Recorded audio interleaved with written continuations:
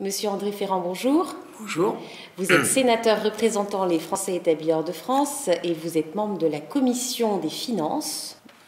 Et vous travaillez beaucoup sur les sujets économiques, de la présence économique de la France à l'étranger.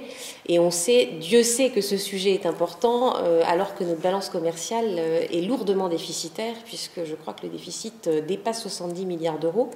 Alors vous êtes à l'œuvre dans ce domaine par plusieurs canaux, je dirais, à la fois avec votre casquette de sénateur représentant les Français de l'étranger, mais aussi avec votre casquette de commissaire de la Commission des finances. Alors expliquez-nous un peu les deux fers au feu sur ce sujet. Oui, bien sûr. Compte tenu de ce qui a été mon métier avant d'arriver au Sénat, compte tenu de ma carrière à l'étranger dans l'entreprise, je suis fortement motivé. Et je suis désolé, voire catastrophé, devant la situation de notre balance commerciale. Il est clair que la maison brûle, vraiment, et il faut sonner le tocsin, il faut que tout le monde sorte de la tranchée, il faut mobiliser tous les acteurs parce que ça ne va pas. Alors, pourtant, on a des atouts sur l'aéronautique, on arrive à vendre quand même pas mal, mais voilà, il y a des choses qui vont moins bien. On a l'aéronautique, on a nos grandes entreprises, et puis on a des points forts tels que le tourisme ou l'agroalimentaire, par exemple. On va en parler si vous le voulez bien, mais il est clair que on a un problème de productivité, ça n'a échappé à personne, et grâce au ciel, pas à certains membres du nouveau gouvernement qui apparemment sont en train d'en prendre de plus en plus sérieusement conscience. Oui. Alors, si vous voulez, en ce qui concerne moi, je voudrais distinguer la diplomatie économique de notre présence économique à l'étranger. La diplomatie économique, je pense, c'est une excellente chose. Bon, je ferai remarquer, parce que tout le monde le sait, que de plus en plus, nos ambassadeurs, nos diplomates à l'étranger le faisaient naturellement, sans qu'on dise que forcément que ça soit une grande nouveauté. Mais enfin, le fait que ça soit clairement à l'ordre du jour est une chose qui me convient tout à fait. Donc, en ce qui concerne encore une fois cette diplomatie économique, ce que personnellement je souhaite, c'est que le jeu collectif, je dirais, de nos différents opérateurs à l'étranger. Vous savez que nous avons de très nombreux opérateurs à l'étranger. On a les chambres de commerce, on a les services économiques, on a UbiFrance, que j'aurais dû citer tout de suite. On a Atout France pour le tourisme, on a Oseo selon les cas, on a l'AFI, l'agence pour les financements internationaux, etc.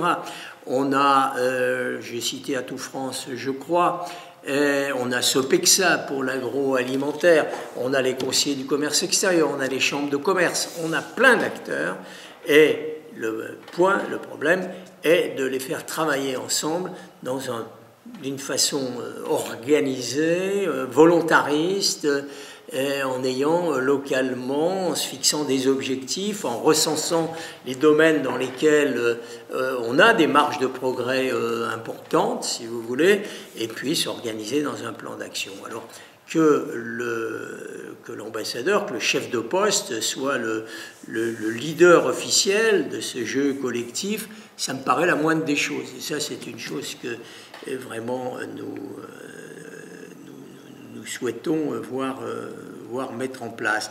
Alors, vous réfléchissez en ce moment sur le sujet de l'agroalimentaire, donc en particulier. Voilà.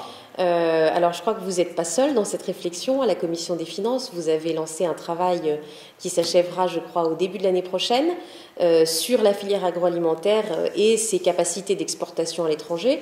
On n'est pas trop mauvais, mais on pourrait être meilleur. C'est ça, en gros, que vous commencez à mesurer.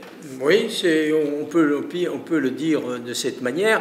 On n'est pas trop mauvais, on est même bon quand il s'agit en particulier des vins et spiritueux. mais malheureusement, on n'est pas aussi bon pour le reste, alors que c'est un des domaines dans lesquels, d'évidence, la France a un vrai potentiel, si vous voulez, et devrait en tirer le meilleur parti.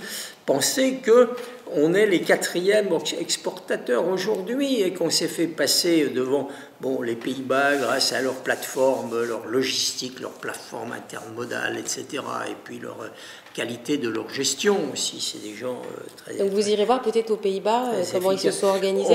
On a déjà fait une mission aux Pays-Bas, mais on s'est fait passer aussi devant par l'Allemagne. Alors que sur le plan de l'industrie, on l'accepte, même si on aimerait bien ne pas être obligé de l'accepter.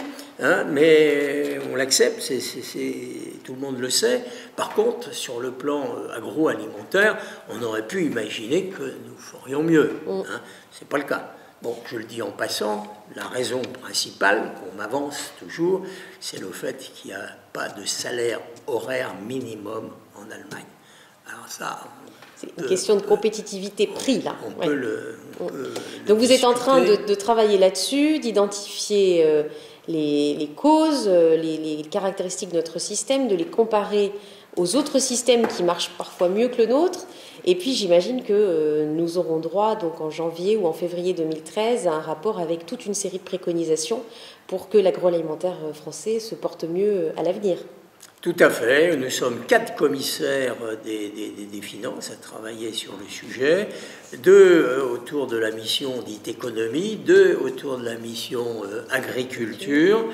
Et l'idée est justement d'unir nos efforts pour essayer de faire en sorte que le système soit aussi efficace que possible à l'étranger. Je viens d'en parler, si vous voulez. Et que les filières en France et les régions et le croisement filière-région fonctionne d'une façon efficace. Et ça, moi je m'occupe de la partie étranger, et ce sont mes collègues, mes 3 autres collègues, qui s'occupent de l'autre partie, et on va essayer de faire ensemble quelque chose de cohérent que nous présenterons à la Commission au début de l'année prochaine. Alors je peux donc d'ores et déjà vous donner 2 rendez-vous. Un rendez-vous pour reparler de l'aide à la scolarité, puisque fin décembre on en saura plus, et puis un rendez-vous peut-être fin du mois de janvier 2013 pour parler de votre rapport. Eh bien écoutez, ça sera avec grand plaisir. Merci monsieur le sénateur. Merci à vous.